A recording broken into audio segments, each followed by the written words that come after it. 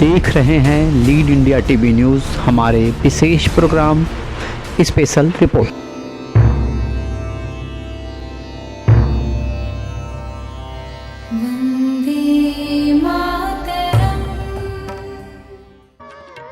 बॉलीवुड से हमारे विशेष संवाददाता वीरेंद्र कुमार लोध की विशेष रिपोर्ट। आज प्रसिद्ध बॉलीवुड सिंगर सोनू निगम और टी सीरीज के भूषण कुमार पर एक आरोप का वीडियो और उसके ठीक दिव्या खोसला ने भी अपना वीडियो पब्लिकली शेयर किया है। लेकिन इस विवाद की शुरुआत सुशांत सिंह राजपूत के सुसाइड के बाद गरमाया तो सोनू निगम ने म्यूजिक इंडस्ट्री में भी इसकी मौजूदगी की बात कही थी। एक वीडियो जारी करके सोनू निगम ने भूषण कुमार का नाम लिया और उन्हें एक्सपोज करने की धमकी दी। सोनू निगम इस वीडियो के कैप्शन में लिखा है कि लातों के माफिया बातों से नहीं मानते। सोनू निगम की टी सीरीज के मालिक भूषण कुमार को धमकी दी कि मेरे मुंह मत लगना, पंगा लिया तो मरीना का वीडियो यूट्यूब पर डाल दूंगा। Good morning, good afternoon, good evening, good night everyone. कैसे हैं आप लोग? लातों की भूत बातों से नहीं मानते, है ना। शराफत की भाषा सबको समझ में नहीं आती।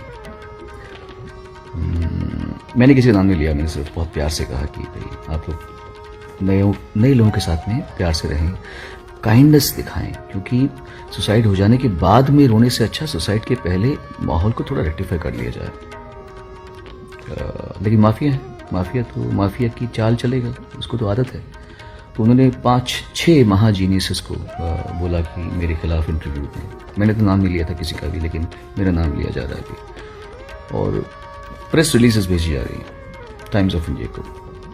अब ये जो 6 महाजीनियस हैं, उनमें से कुछ तो ऐसे हैं जो मुझसे बहुत नज़दीकी हैं और पर्सनल लेवल पे, व्यक्तिगत लेवल पे पिछले कई साल से यही बात करते आ रहे हैं मेरे साथ में।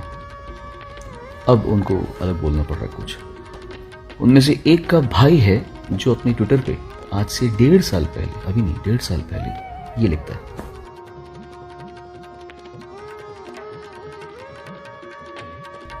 कि अगर म्यूजिक इंडस्ट्री में यूनिटी होती, अगर तो सब सीन ही अलग होता। क्योंकि सच्चाई ये है कि इस समय भारत का एक एक म्यूजिशियन प्रताड़ित है, टॉर्चर्ड है, क्योंकि उसको वो नहीं करने दिया जा रहा जो वो करना चाहते, उसकी लैंग्वेज है, उसके भाई की, सगे भाई की। तो यहीं पे इंसान मार खा जाता है, क्योंकि झूठा आदमी झूठी चालें चलता है।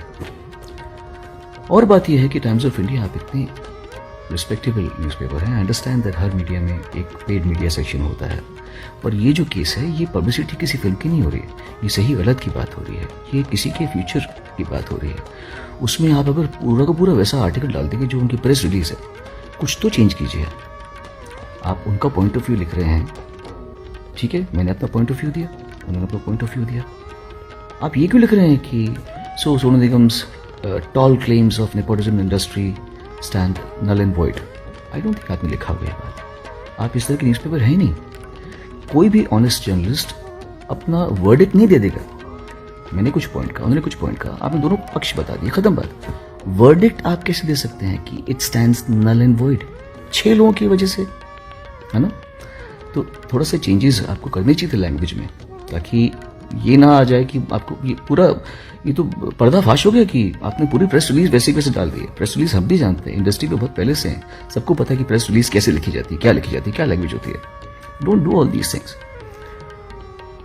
और भूषण कुमार, अब तो तेरा नाम लेना ही पड़ेगा मुझे, और अब तो तू की लायक है। तूने गलत आदमी से पंगा ले लिया, समझा। तू भूल गया वो टाइम जब तू मेरे घर पे आके भूल गया ना वो, भाई मेरी एल्बम कर दो, भाई दीवाना कर दो, भाई मुझे सारा श्री से मिलवा दो, भाई स्मिता ठाकरे से मिलवा दो, भाई बाल ठाकरे से मिलवा दो, भाई अबू सलीम से बचा लो। याद है ना, अबू सलीम से बचा लो मुझे, भाई अबू सलीम गालियां दे रहा है। याद है कि नहीं ये सब चीजें, है ना। तो मैं तुझे कह रहा हूं, मेरे मुंह मत लगना तो बस। मरीना कंवर याद है ना, मरीना कंवर याद है, वो क्यों बोली, वो क्यों बैकआउट की, ये मुझे नहीं पता, मीडिया को पता है। माफिया इस तरह फंक्शन करता है। उसका वीडियो मेरे पास पड़ा है। अब अगर तूने मेरे से पंगा लिया तो वो वीडियो मैं अपने YouTube चैनल में डाल दूंगा, और बहुत धूमधाम से डालूंगा, समझा। मेरे मुंह मत लगना आपकी बात से। भूषण कुमार और सोनू निगम के विवाद में भूषण की पत्नी दिव्या कुमार घोषला की प्रतिक्रिया सामने आई है।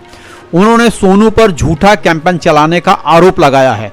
दिव्या ने अपने वीडियो में अपना आक्रोश व्यक्त करते हुए सोनू निगम को एहसान फरामोश बताया और याद दिलाया है कि उनकी कंपनी टी सीरीज ने ही उन्हें ब्रेक दिया था। सोनू निगम में यदि गायकी की प्रतिभा ना होती तो गुलशन कुमार कभी भी ब्रेक नहीं देते। ये सच है कि टी सीरीज ने सोनू निगम को एक सुनहरा मौका दिया था। सोनू निगम की गायकी और उनकी प्रतिभा के बॉलीवुड से लेकर आम जनता तक उनकी आवाज के लोग दीवाने हैं।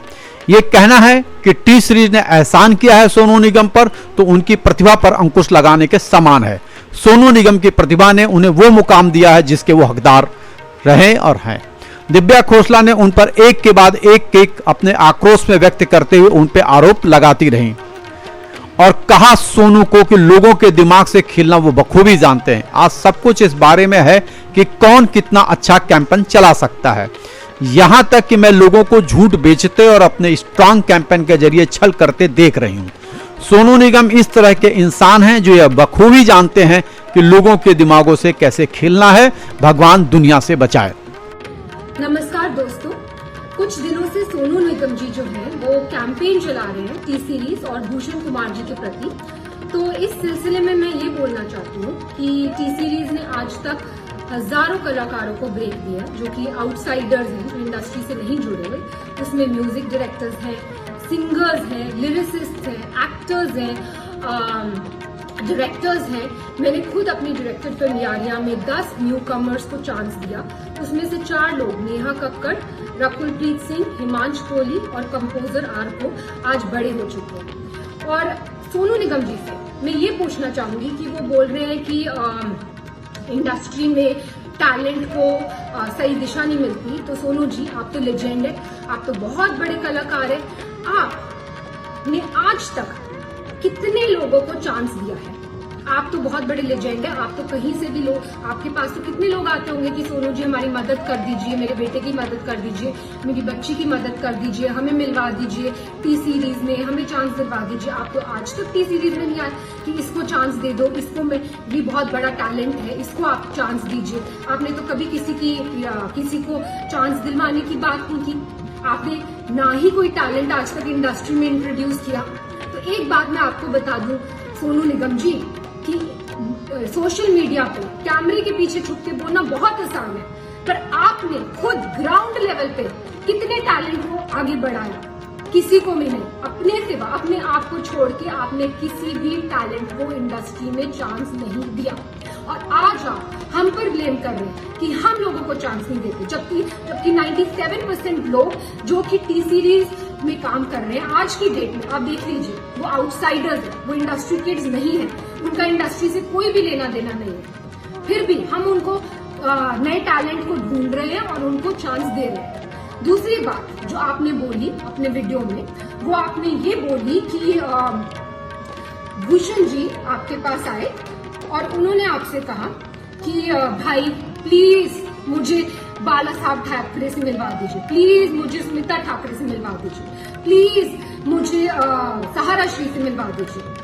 मैं आप सबको ये बताना चाहती हूँ कि सोनू निगम जी खुद 5 रुपए में दिल्ली की रामलीला में गाना गाते थे। वहां से इनको स्पॉट किया गुलशन कुमार जी ने।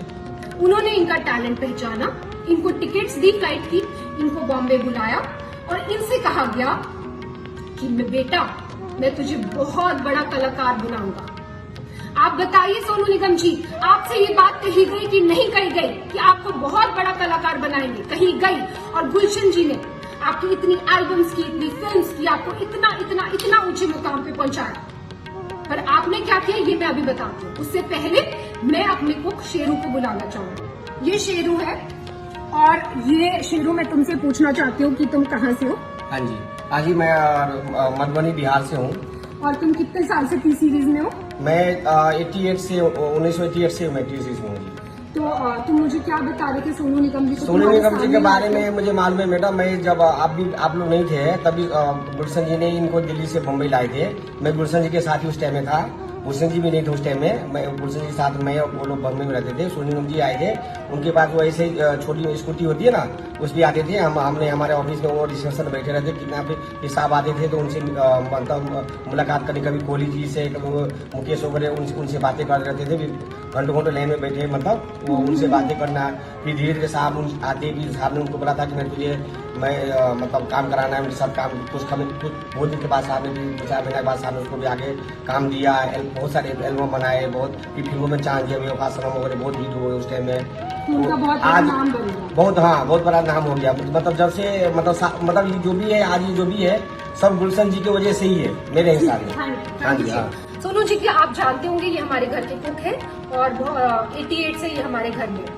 एनीवेज, अब मैं ये बताना चाहती हूँ कि 1998 में जब टी सीरीज की फैमिली के साथ ये हादसा हुआ था और गुलशन कुमार जी को खत्म कर दिया गया था, तब सोनू निगम जी ने क्या किया? तो सोनू निगम ने सोचा कि अब तो टी सीरीज का क्या होगा, टी सीरीज का तो कोई करता धरता है नहीं। ननू यानी कि भूषण कुमार, जो कि गुलशन कुमार जी के बेटे हैं, वो तो सिर्फ 18 साल के, उनको तो कुछ आता धोता है नहीं। वो तो खुद ही मेरे पास आके हेल्प कर रहे हैं, मांग रहे हैं कि भाई मुझे इससे मिलवा दो, मुझे इससे मिलवा दो। वो तो किसी को इंडस्ट्री में जानते नहीं है। तो ये कंपनी तो खत्म होने वाली है, तो भाई मैं पहले अपने आप को सेफ गार्ड कर दूं। तो इन्होंने जाकर एक दूसरी म्यूजिक कंपनी के साथ, इनकी मतलब कोई भी वो नहीं थी, कोई भी इनको थैंकफुलनेस नहीं थी कि टी सीरीज ने मुझे इतना आगे बढ़ाया। आज टी सीरीज फैमिली में इतनी बड़ी प्रॉब्लम आई है तो मैं इनके साथ खड़ा रहूं, मैं भूषण की हेल्प करूं और उसको मिलवाऊं लोगों से। रादर ये तो खुद दूसरी कंपनी के साथ जाकर इन्होंने एल्बम कर ली और भूषण इनके पास आकर मदद मांग रहे कि भाई मुझे ये कर दे, वो कर दे। और इस मदद का एहसान ये आज जता रहे, वीडियो बनाकर जता रहे कि तूने मुझसे ये मदद मांगी। एनीवेज, तो भूषण जी ने इनसे मदद मांगी कि भाई प्लीज मेरे लिए दीवाना एल्बम कर दो, क्योंकि ये तो भाई पूरी तरह से एहसान फरामोश होकर दूसरी कंपनी में चले गए थे। और इन्होंने जब अब इन्होंने एटीट्यूड दिखाया कि वो मेरे सामने आए, मुझसे मदद मांगे और मदद इन्होंने करी भी और उसका भी एहसान जता रहे, इन्होंने दीवाना एल्बम करी। ठीक है, फिर उसके बाद इन्होंने जो वीडियो में दूसरी बात कही वो ये कही है कि भूषण जी ने इनसे मदद मांगी कि भाई मुझे अबू सलीम से बचाना। अब मैं आपसे ये पूछना चाहती हूँ सोनू निगम जी कि अबू सलीम से बचाने के लिए भूषण जी आपके पास क्यों आए? प्लीज इस बात पे तहकीकात की जाए। क्या सोनू जी के रिश्ते थे अबू सलीम से? डेफिनेटली थे, तभी तो वो उनके पास मदद मांगने आए और इन्होंने खुद अपने वीडियो में बोला है कि वो उनके पास मदद मांगने आए। नेक्स्ट चीज जो मैं ये बोलना चाहती हूँ कि सोनू जी ने बोला है कि भूषण जी पे एक लड़की ने आरोप लगाया मीटू का और उसके बाद वो आरोप वापस ले लिया गया और भूषण जी ने माफिया की चाल चली, पर मीडिया को सब पता है, मतलब भूषण जी मीटू रेपिस्ट है, लेकिन ये बात माफिया ने दबा दी। अब मैं आपको ये बताना चाहती हूँ सोनू जी कि मीटू एक बहुत ही अच्छी मूवमेंट थी जो स्टार्ट की गई इसलिए ताकि सोसाइटी में जो ऐसे लोग हैं, जो बुरे लोग हैं, उनका सफाया हो सके। पर इस मूवमेंट का बहुत सारे ऐसे लोगों ने फायदा उठाया, पैसे ऐंठने के लिए, ब्लैकमेल करने के लिए, किसी को किसी से वेंजेंस है तो किसी लड़की के कंधे पे बंदूक रख के चलाने के लिए। और ऐसे ही हमें बहुत सारी ब्लैकमेलिंग कॉल्स आई मीटू के टाइम पर।